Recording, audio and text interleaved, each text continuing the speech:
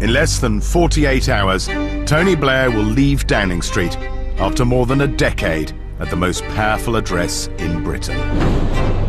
I know I look a lot older. Actually, looking round, some of you look a lot older. For 10 years, Britain has been ruled by a man who wanted to make Labour the natural party of government, to modernise the country and to reorder the world.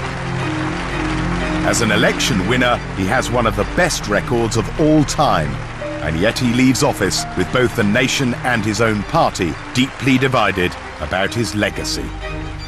I give my thanks to you, the British people, for the times that I've succeeded, and my apologies to you for the times I've fallen short. He's certainly fallen short of serving the full third term that he promised to himself and the country. Did Tony Blair bring himself down, or was he pushed by his best friend turned deadliest rival, Gordon Brown? Cherie would certainly say the scales took a long time to fall from his eyes, but within the past year, he did begin to believe the worst of Gordon Brown. Tony Blair's legacy will be like that of other great British leaders, to have recognized that it's in difficult times that it's important to stay strong. I think his weaknesses were, how did you actually achieve something? You might have the big idea, you might have the energy, but how did you actually make it work? And he said to me, look, you have to understand the public are never going to like me like they did at the beginning. That's gone.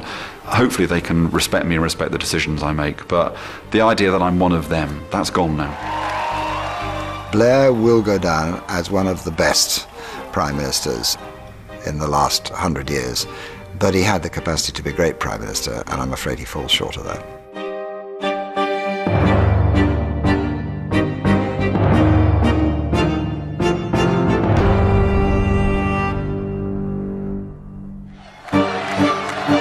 In 1997, Tony Blair came to office with one central promise: to give Britain world-class education and health. These are the vows that I make to my country. Decent schools for all our children, not just a few.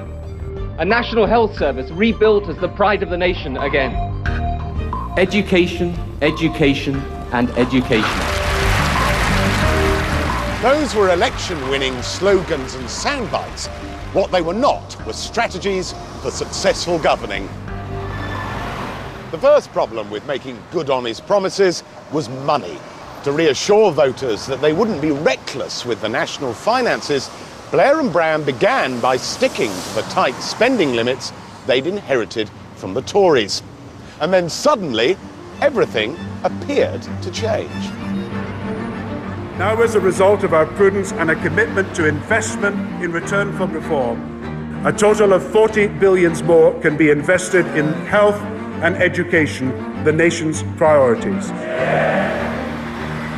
After the starvation diet for schools and hospitals, Blair's government seemed to promise a splurge. Prudent New Labour were behaving as if they were lottery winners. But this bonanza was not as big as it seemed. It sounded enormous, and it was, of course, the accumulated figure adding up the 3 years. But it did create tensions because people expected rapid change, but we weren't in the position to deliver it. And we were very uneasy about that. In the gap between expectation and reality, public mistrust began to grow.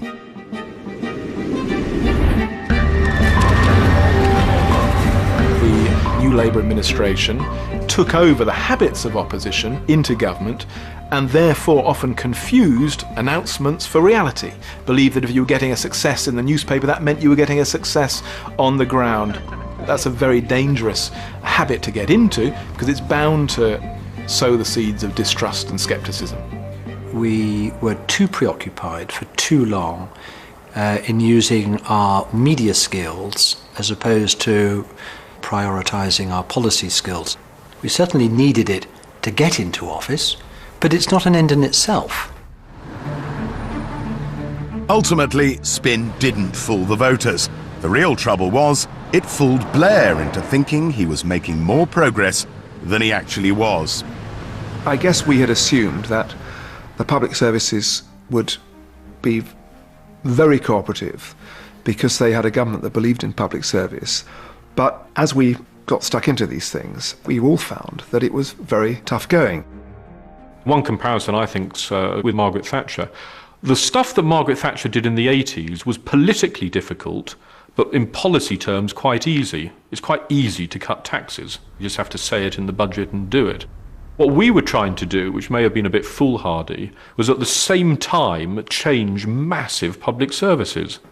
This was an extraordinary social agenda where you don't have the levers for most of it in government. It's up to individuals on the ground in very complicated day-to-day ways to make the changes. So I think we did underestimate quite how hard that would be. Even when Blair had real achievements to his credit, by the end of his first term, the public discounted them as spin. And then he has to be referred down to an A&E unit, which was absolutely diabolical, and he suffered terribly. So what are you going to do about that? Yes, you're going to do something, can't you? But you're not, because you won't. Excuse me. If I could just explain to you what I am going to try and do. It took quite a while to really understand what was needed, I think. The first few years were rather wasted on public service reform. That was why, in a sense, that was a huge push in the second term.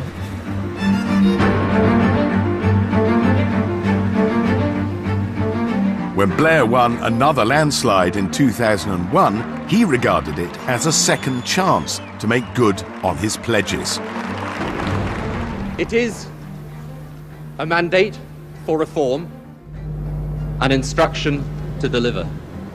Only towards the end of his first term did Tony Blair work out what he wanted to do with public services. He became convinced that introducing more competition and variety among schools and hospitals would offer more choice to parents and patients and drive up standards. Trouble was, his vision of reform was not shared by his Chancellor. Emotionally and intellectually, Tony and Gordon had these different approaches to reforming the country, which weren't really at ease with each other. I believe that we are at our best when at our boldest. I would categorise Tony's approach as social entrepreneurship. That is to say, give schools, hospitals, universities the resource to get on with it and do it. Whereas Gordon's view is much more traditional Labour view, which means that you can pass a law or make an administrative decision in central government, and that will change behaviour. This Labour Party, best when we're united, best when we are Labour.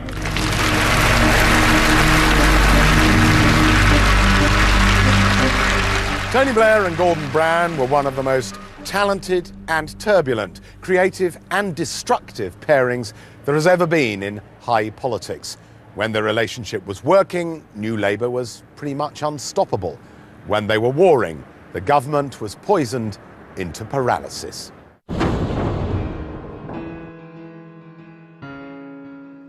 There was a real atmosphere of lack of trust. I can recall those who were involved in Number 10 having the greatest difficulty until quite soon before the budget statement in actually getting the Treasury to cough up the details of what the Chancellor had in mind. So it was a constant battle. And you would hear that for people in the Treasury, for them even to have contact with Downing Street was regarded as a kind of kiss of death for their careers. Why was the Treasury so reluctant to share the contents of budgets with Number 10? I imagine they thought it would get leaked everywhere, and it probably would have done. Blair retaliated by making public pledges designed to bounce Brown into agreement to spend more. In January 2000, Blair responded to a winter flu crisis by promising a massive increase in spending on Britain's health service. I remember him announcing that we'd get to the European level or something like that very quickly. Well, he shouldn't have done it, should he? You mean the Prime Minister doesn't announce what the Chancellor's got to fund. Not for the first or last time, Gordon Brown's voice was raised in anger inside Number 10. A volcanic Brown confronted Blair and raged, "You've stolen my effing budget." It's been difficult ever since the 94 leadership. It became truly difficult after the 2001 election. What was Gordon doing after the 2001 election that he was finding so difficult? He wanted to be Prime Minister, and he wanted to be Prime Minister now. I mean, there was nothing else. I had a conversation with him and Cherie about how difficult Brown had turned and was demanding that he resign then. And ever since then, it's been continuous. There has been this disgraceful behaviour from day one of the leadership. And when you're up against the Chancellor of the Exchequer that wants to shoehorn you out every day of every year, you are in an enfeebled position. Those closest to Tony Blair privately urged him to strike against his mighty Chancellor. The most insistent voice was the Prime Minister's wife. Cherie reacted personally to what she regarded as Gordon's very bad behaviour. And she took deep mortal offence at it. She was not as calm and as measured as Tony in these matters. And she got very angry. Because they'd been close, she felt betrayed. How would she express her anger? Well, it was always an anger which knew it wasn't going to be satisfied. So she would. It was a bit along the lines of, well, I think you should get rid of him, and I think you should do this. But she knew it wasn't going to happen.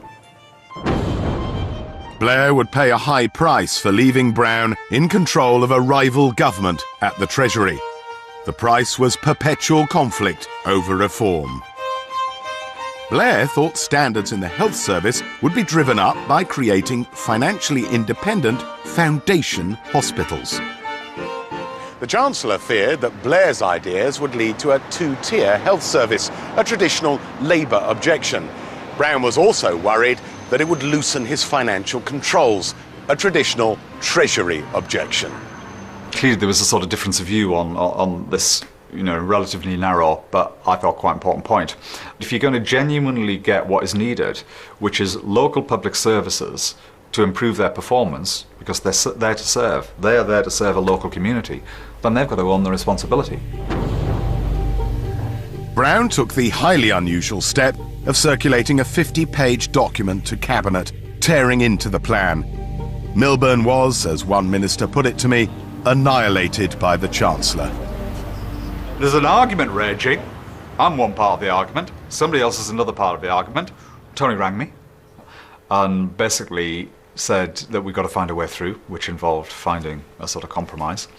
And the compromise was foundation hospitals were going to happen, they're going to have a whole lot of powers, they're going to be completely different, etc., but they weren't going to have what I thought was an important and added ingredient, which is the ability to borrow money. I know within a matter of months, it was a compromise that Tony had regretted. How do you know that? Because he told me. Every time I've ever introduced a reform in government, I wish in retrospect I'd gone further. By 2003, Blair was becoming less and less interested in being popular and more obsessed with what he regarded as bold reforms.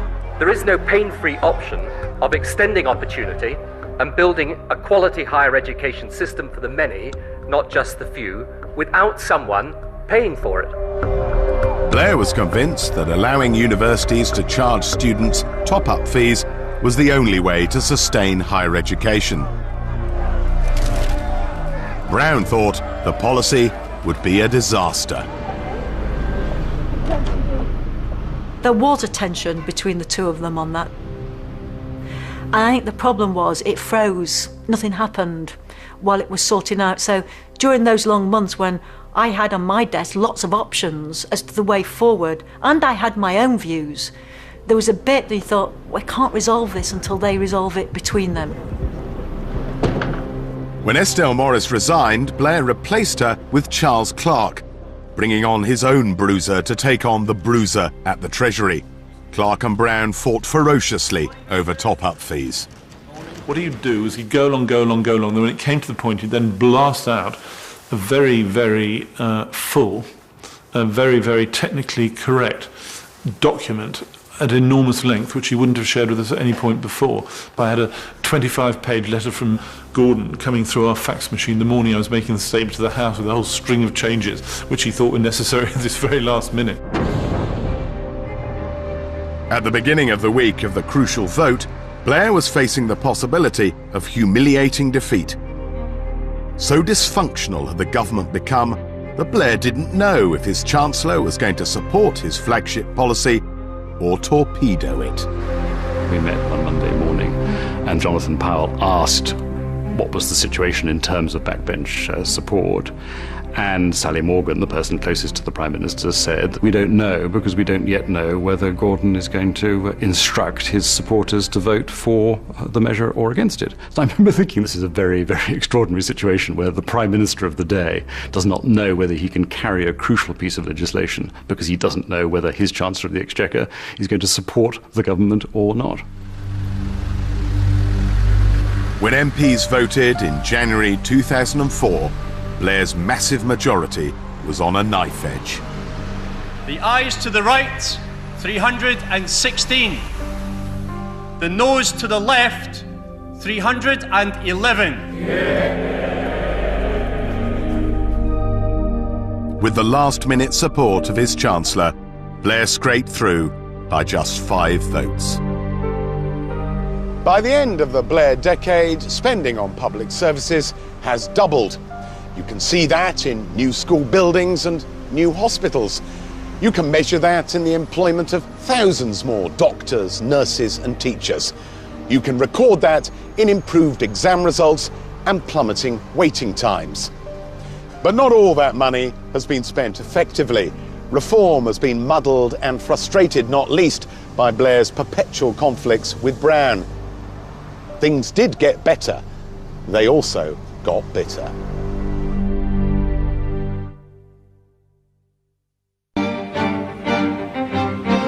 Tony Blair has set many records during his time at number 10. His least proud distinction is to be the first sitting Prime Minister to be interviewed by the police in the course of a criminal corruption inquiry. To coin a phrase, we will be tough on sleaze and tough on the causes of sleaze. On the road to Downing Street, he'd promised to clean up politics. I think we have to be very careful that we are pure and pure, that people understand that we will not have any truck with anything that is improper in any shape or form at all. Those words would come back to haunt him, as his government got a reputation for being as pure as slush. Wanting to reduce Labour's financial dependence on the trades unions and to find the funds to match the Tories, Blair had gone out to get money from the very wealthy. I remember him saying when city types were falling over themselves to knock on our door and remind us of their deep socialist roots, I remember him saying how much he loathed and despised the business of raising money for political parties and how he just absolutely hated it. But on the other hand, it needed to be done. For all that he professed to hate schmoozing the rich, Blair got far too intimately involved in fundraising for his own good. After just 6 months in power, the government backpedaled from an earlier commitment to ban tobacco companies from sponsoring motor racing. The media sniffed scandal. The press calls were coming in and it was clear this was a bad story for us. There'd been a whole lot of publicity about the smoking ban. There's a whole lot of publicity about Formula One being exempt, and then bang. The head of Formula One, Bernie Ecclestone, had visited number 10, where he lobbied for privileged treatment, and he'd given an undisclosed sum of money to the Labour Party. Nobody spotted that, a man who had contributed a personal donation to the Labour Party campaign funds, who independently of that had an interest in tobacco advertising, perhaps should not be seen to be coming in to talk to the Prime Minister one-on-one in the way that he did. And we were a bit at 6s and 7s in how we handled it and how we explained it. We managed it badly. Did you give a donation expecting something in return? No, I didn't want anything. I still don't want anything, to be honest with you. Blair made things worse for himself by trying to conceal what had gone on. Only under huge pressure did number 10 cough up the size of the donation. I just remember Alistair walking into the lobby 11 o'clock saying, right, it's £1 million. Now, any questions? Told by his advisors that this episode was beginning to do real damage, Blair finally went on television to offer a sort of apology. I would never do anything either to harm the country or anything proper. I never have. I think most people who have dealt with me think I'm a pretty straight sort of guy, and I am. It got Blair off the hook at the time, but that phrase would mock him for the rest of his premiership. Were the lessons learned from the Eccleston affair? Not enough. We didn't, of course, anticipate what was likely to happen in terms of peerages and the issues around loans as opposed to donations. So we didn't quite get it right. And not quite right in politics is sometimes almost as disastrous as getting it wrong. When the rest of the world seemed to be against him, Blair would turn for support to the one person who never wanted him to resign. Well, Cherie is a very formidable character and a very strong influence behind the scenes. There's a caricature of Cherie has emerged in the press that she is the left-wing one and he's the sort of right-wing sellout Labour Party man.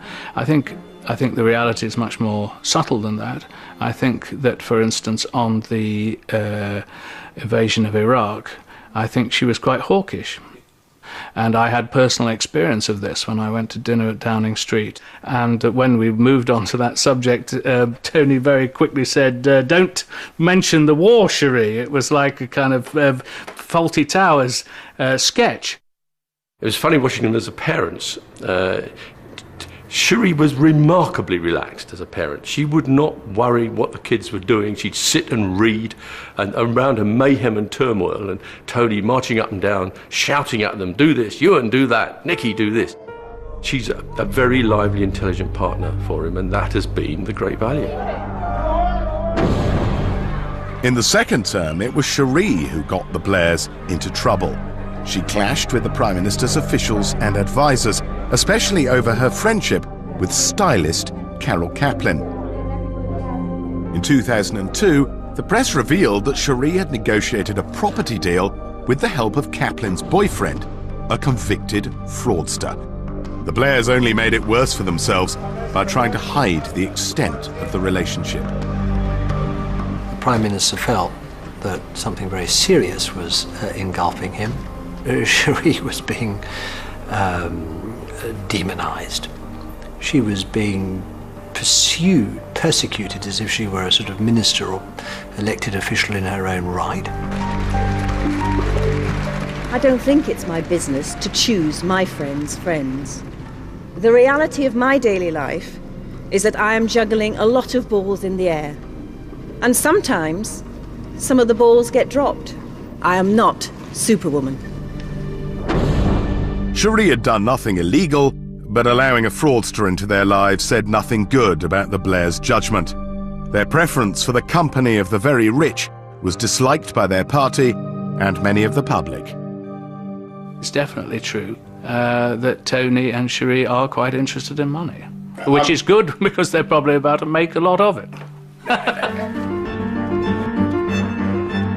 Blair's feel for the public mood, usually so acute, always seemed to fail him when it came to his choice of holiday.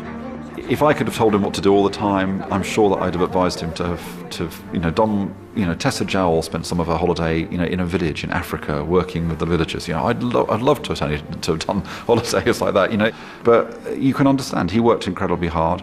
He needed a proper break. I think his view would be whatever he'd done, he'd have got the flak for it, so he was resigned to it. Sir Cliff Richard was wholesome enough as a holiday companion. A longer spoon would have been advisable when supping with Silvio Berlusconi, the right-wing Italian premier prosecuted for corruption. It was very important for Tony Blair that Labour was seen to be at ease with success, that it did not inherently envy people for creating a very successful business or being a superstar. I think the downside with that was that often too much power and influence was given to those centres of wealth in the media, in the city, in big business amongst wealthy donors.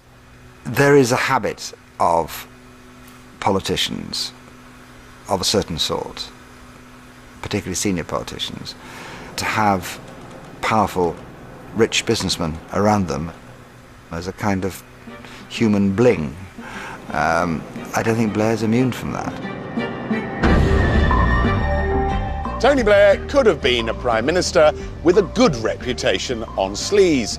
He did introduce legislation which cleansed party funding of many of the murkiest practices of the Tory years. His terrible mistake was to try to get round his own laws on donations by taking secret loans to finance his 2005 election campaign. If you'd asked me 10 years ago, how will the Blair years end, I always thought it would end with some kind of scandal that would be to do with money or to do with just not really caring about the rules. Because one of the things about Tony Blair that was attractive when he started out was he didn't really care about convention. Boring democratic parliamentary procedures, the sort of thing, it gets in the way of the dynamic thrusting leader. So I can see, without being personally corrupt, how a lot of very important regulations could easily be overlooked. Among several arrests made by police was Michael Levy, Blair's friend, Middle East envoy, and the man who passed the golden bucket around the very rich. The allegations about cash for coronets became a toxic cloud over Blair's last chapter. The past year has been very damaging. There's no getting away from that. Tony wouldn't have wanted this, none of us would have wanted it, and it was completely unexpected. And it has cast a shadow over the end of his premiership. His weakness is that he's not changed the way we do politics. Fewer people vote, more people think we're the bottom of the pile in terms of respect. We fell miserably in terms of restoring the public's confidence in the political process. And whoever's leader next, that for me has got to be their number one priority. Tony Blair wanted to give Labour equal financial firepower with the Conservatives. He left his party effectively bankrupt. He wanted to loosen Labour's financial dependency on the trades unions. He left his party more in hock to the unions than ever. He wanted to be seen as the man who restored public faith in British politics. He leaves office with politicians, especially himself, more distrusted than ever. In 1997, Tony Blair walked on water. By the autumn of 2004, he was being drowned in protests about his government. Iraq was going from bad to worse. Many in his own party were suggesting Blair was now a liability to Labour. Excuse me, but if there's any more of you, do you mind standing up now? Gordon Brown thought he was poised to take over. But Blair had a plan to confound his enemies. I was down at Chequers for a conversation with Tony, and he discussed with me whether he should announce or not. And he was pretty well decided he should say it. He wanted to give Brown some sense that he was just not going to go on and on and on. It is my intention to lead the Labour Party into the next election. I do not intend, however, to put myself forward for elections after that. Blair had done what no British Prime Minister had done before, announced his departure in advance. Well, we were all pretty astounded, and was a bit of a shock to the system of government and to all party members, and everybody was taken aback. A lot of his closest colleagues thought it was a terrible mistake. It was a very foolish, indeed a mad thing to do. You never ever pronounce your own demise. Would you wipe somebody's backside for £5 an hour? Well, that's a thought. Thank you very much. Where is the legislation to prevent top-up fees? You said there was legislation to prevent them. Where is it? Bloody war criminal! The 2005 election campaign exposed Blair to the public's anger, particularly over Iraq. He'd always enjoyed electioneering, but he hated this campaign, especially the attacks on his integrity. I think you've got to be pretty abnormal not to be affected if somebody's calling you a liar repeatedly.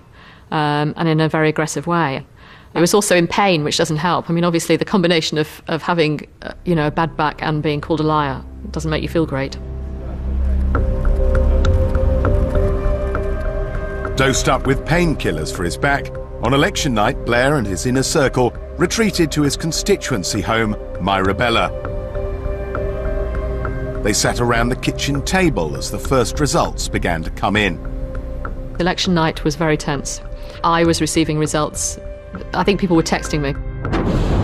There's been a significant swing away from Labour in many of the small number of seats declared so far. The first results were not good. And if it had been at that level across the country, we would have been in serious trouble. Well, what we're seeing again is the Labour vote fragmenting, the Labour vote going down. And at that point, he could smell anxiety. He sort of demanded to know. And I said to him, it looked like we had a few problems.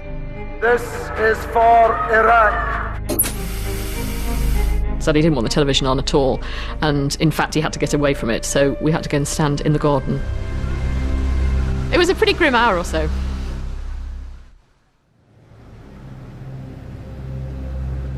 Despite his fears, despite all the mistrust, despite Iraq, Blair pulled off a historic third election victory.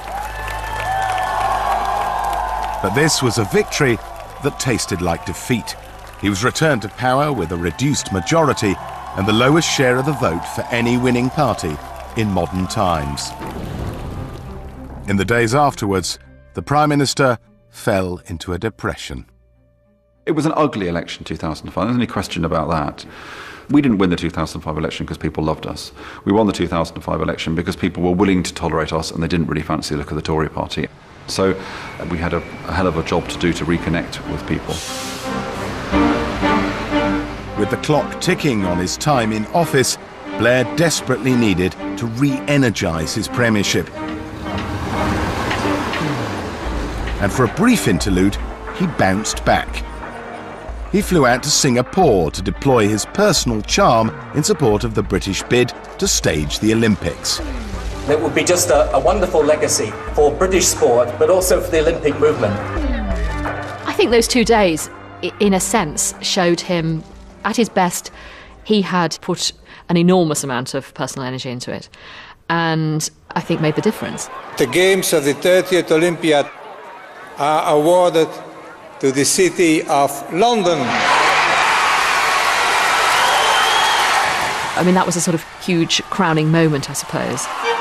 The gamble with his prestige had paid off. Flying back to host the G8 summit in Scotland, the Prime Minister danced a little jig when he was told that Britain had beaten France and his old adversary, Jacques Chirac. Within hours, the dancing had to stop. The Prime Minister just had a meeting with President Hu of China, and the mobile phone started ringing. The explosions in London. What sort of explosions? Didn't know. Maybe gas, maybe terrorists, people hurt. As it became clear that there was carnage in the capital, Blair headed to London.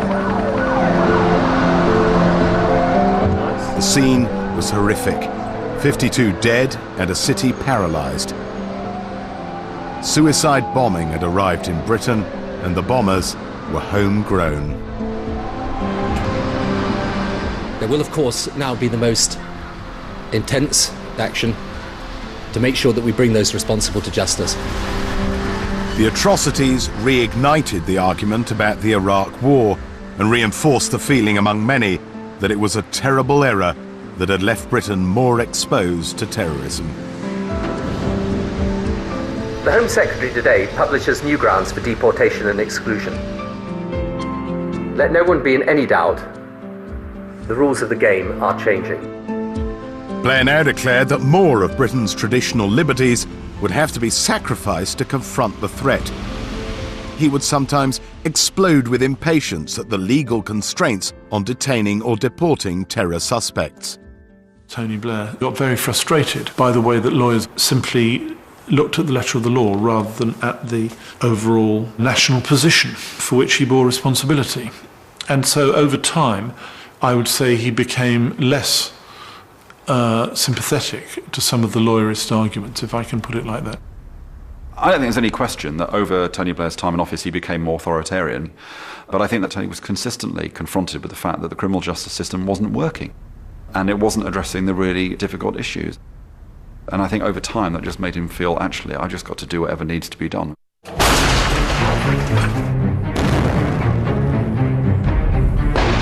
In the summer of 2006, conflict convulsed the Lebanon.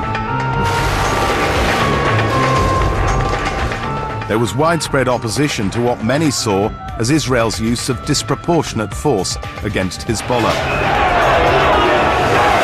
But Blair refused to add his voice to the clamour of protest. Yeah, Blair, what are you doing?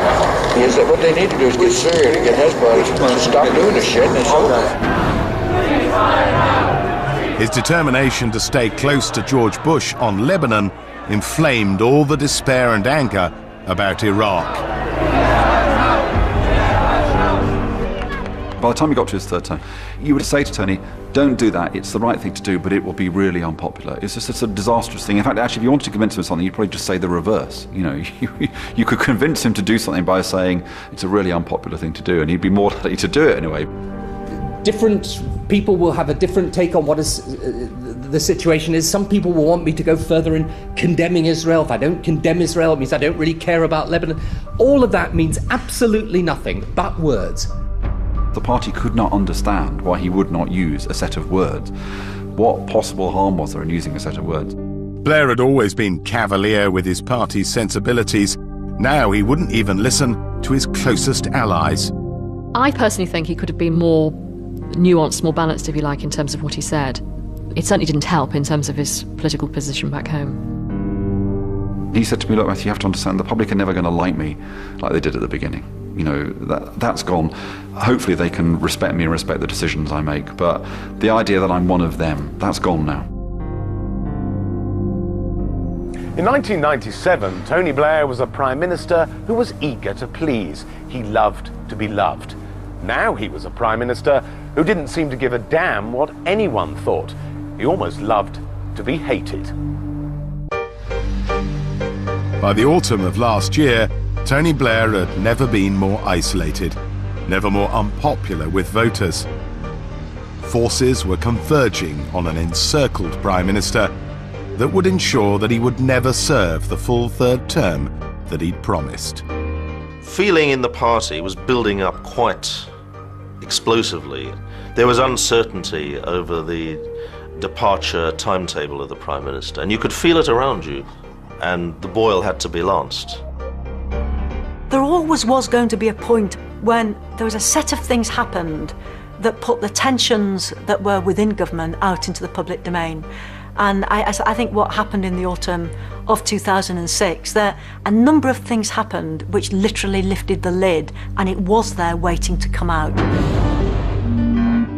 Ever since the 2005 election, supporters of Gordon Brown had been ratcheting up the pressure on Blair to make way.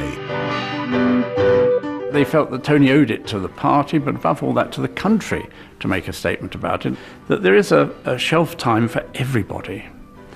The idea that you can, in those ill-fated words of Mrs. Thatcher, go on is entirely misconceived. Brown believed that Blair had repeatedly reneged on agreements to make way for him. Time and again, Blair's promises were not worth the paper they were never written on. In private, the Chancellor had repeatedly warned Blair he could suffer the same fate as Margaret Thatcher, bloodily dragged from office by her own party. Now Brown turned the heat up on Blair by menacing him with that comparison in public. Remember when Mrs. Thatcher left? It was unstable, it was disorderly, and it was undignified. But this is turning out the same way. Well, I think we will prove to the world that we can do these things in an orderly and dignified and sensible and proper way. Tony used to take the line, look, it's entirely legitimate for Gordon to want to be Prime Minister, and he would be trying to be understanding about it and lay it off. Cherie would certainly say the scales took a long time to fall from his eyes, but within the past year, he did begin to believe the worst of Gordon Brown. Brown watched with satisfaction as Blair faced a growing clamour that he give a timetable for departure.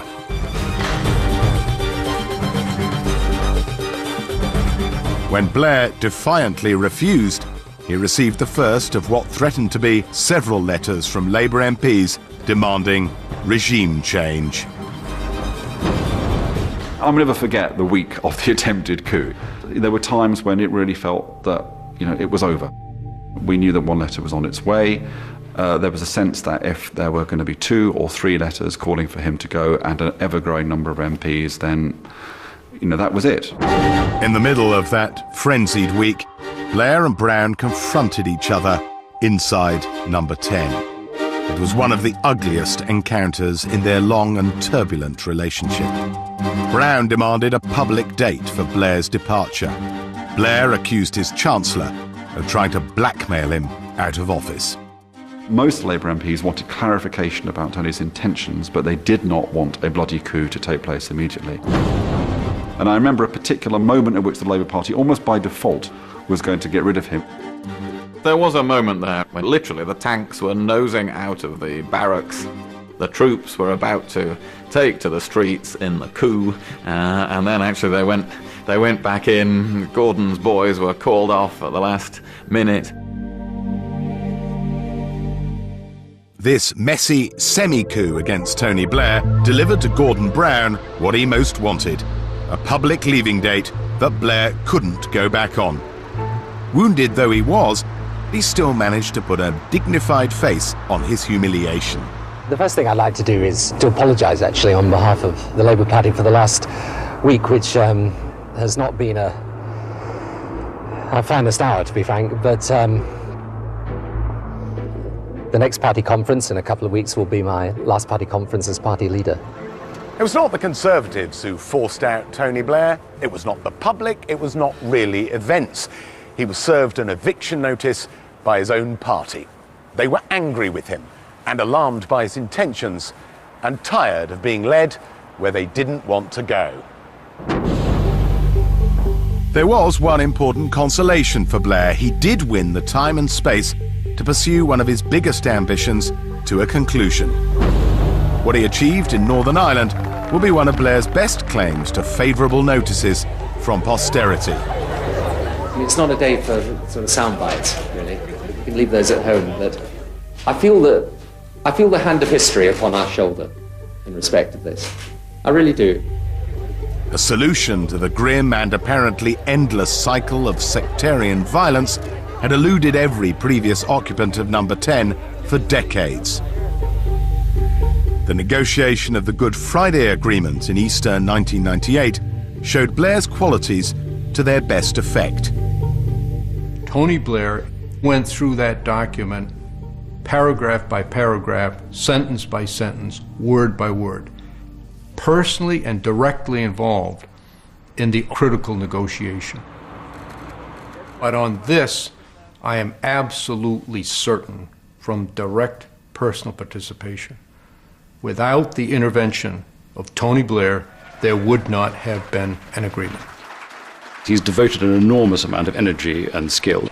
And I heard a Northern Ireland Permanent Secretary once say that on occasions he'd seen the Prime Minister almost literally pick up the Northern Ireland parties and carry them over a line they didn't otherwise want to cross. Here, Blair did display mastery of detail and fixity of purpose. For year after tortuous year, he coaxed and cajoled the most implacable of enemies towards compromise. Northern Ireland today, compared to what it was like 10 years ago, has been completely transformed. The fact that we've got a functioning political process, a booming economy, and a radically transformed quality of life. This wouldn't have happened at the time that it's happened without Tony Blair. Today I announce my decision to stand down from the leadership of the Labour Party. On the 27th of June, I will tender my resignation from the office of Prime Minister to the Queen. I've been Prime Minister of this country for just over 10 years. In this job, in the world of today, I think that's long enough for me, but more especially for the country. Tony Blair argues that his legacy is all going to be about policy, and it's not that at all. The great legacy of Tony Blair is winning elections like no other leader. But of course, he emphasises all the time policy and can't see where his, in a sense, hint of greatness lies. People forget the state we were in after the 1992 election, and although John Smith did a lot, there was always a doubt that John was too much the man waiting for something to happen, and Tony sees that, provided the most astonishing leadership, intellectual as well as political, and has led Labour to its most successful ever period in office. Tony Blair transformed his own party and its principal opponents too. They couldn't beat him, so now they try to copy him. He has changed the Conservative Party because in 13 years in the Labour Party, leader of the Labour Party, it's made us realise that we have to be up to date with British society. And the Labour Party were more up to date faster than we were. We've had to catch up. Tony Blair came to office saying that he wanted to turn Britain into a young country. The phrase was a bit toe-curling, but in significant respects, he did modernise us as a nation. I think there's no question that Britain is a country more comfortable in the modern world now than it was in 1997. If you look at the transformation of social attitudes in terms of issues like race and gender and sexuality, this is a more confident country, this is a more progressive country, and the centre of political gravity has shifted, and it has shifted to the left, and that is his achievement. He was a very successful Prime Minister. I think he's achieved a vast amount for the country. But I think it's been terribly undermined, and probably fatally undermined, by what I would think of as the tragedy of going into Iraq. Tony Blair failed to realise his vision of a reordered world. Successful interventions against Milosevic and the Taliban have been eclipsed by the enormity of Iraq, where the carnage and the chaos are now more brutal than ever.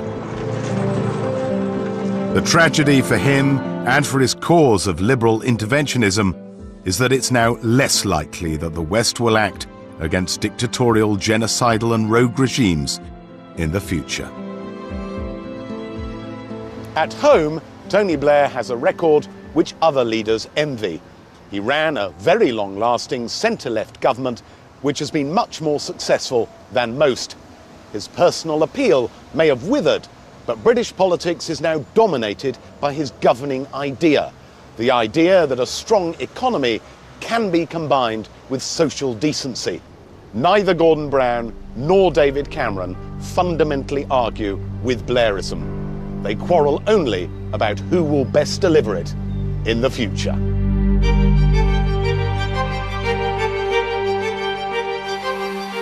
Later tonight, Rory Bremner looks back over his decade as Tony Blair. My part in his downfall is at 11:05. And tomorrow at 11:05, filmmaker Alison Jackson marks the era with her unique brand of satire in Blaired Vision. Next tonight, Cutting Edge follows a once devoted family man whose feelings of love for them disappeared after a car crash.